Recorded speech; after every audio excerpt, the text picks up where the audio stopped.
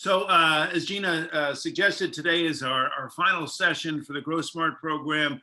We're going to do a couple things. One, we'll do a just kind of a quick review of what we covered on Tuesday, Module 5, all about operations, operational excellence.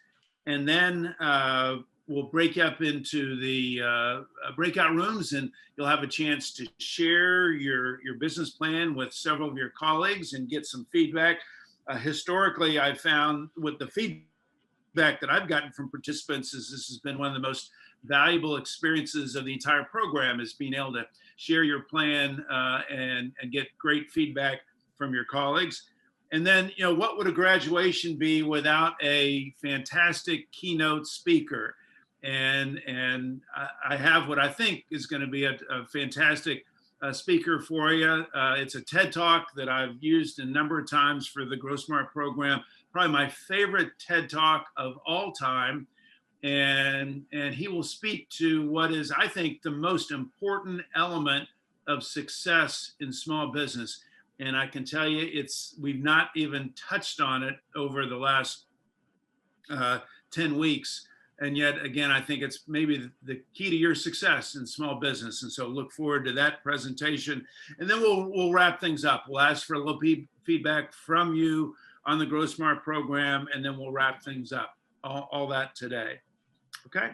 So let's do a quick review. I'm going to pull up my screen here.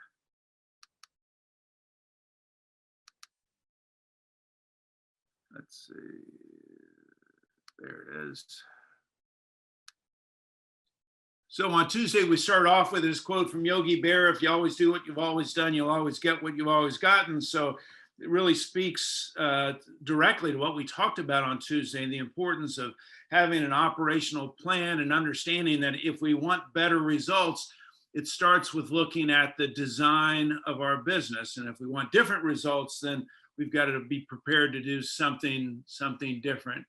And then I shared with you the story about the captain of the crewing team, and again, the importance of design, the importance of every once in a while taking our boat out of the water and examining your company and the design of your company, and looking for opportunities to improve that design. We don't do that, I don't think, often enough.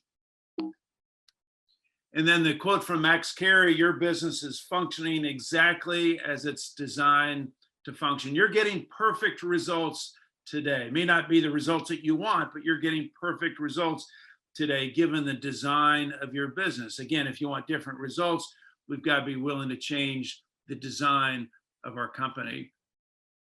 Then we talked about what is operations. On one hand, operations are the basics, the things that we do on a daily basis, the blocking and tackling like in football. Then on the other hand, operations at a higher level is how we go about implementing our strategy based on our goals, our objectives, and our business plan. And it's what connects that strategy with the final results that we get. It's the execution that happens within our business.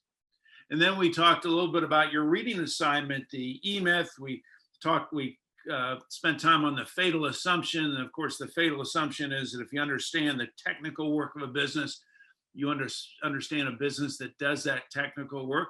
We talked about the three personalities of the business owner: the entrepreneur, the manager, the technician, and thought a little bit about where each of you are spending your time and what would be the ideal split of your time into those three roles. We also talked about McDonald's as a good example of the template, the business template, and why McDonald's is so successful, because it's built on operational design and not on people. So the design comes first, and then we find people. And then we went through the 8 different rules of the game that the author Michael Gerber suggests in his book. Never figure out what you want your people to do and then try to create a game out of it. Never create a game for your people that you're unwilling to play yourself. Make sure there's specific ways of winning the game without ending the game. We need to change the game from time to time, the tactics more so than the strategy. Never expect the game to be self-sustaining. People need to be reminded of it constantly. Impossible to over communicate that. The game has to make sense. Sometimes we make our business so complicated that it's almost impossible to be successful. So we're looking for ways to simplify the game on an ongoing basis. Number 7, the game needs to be fun. Each of you are the CFO, the Chief Fun Officer.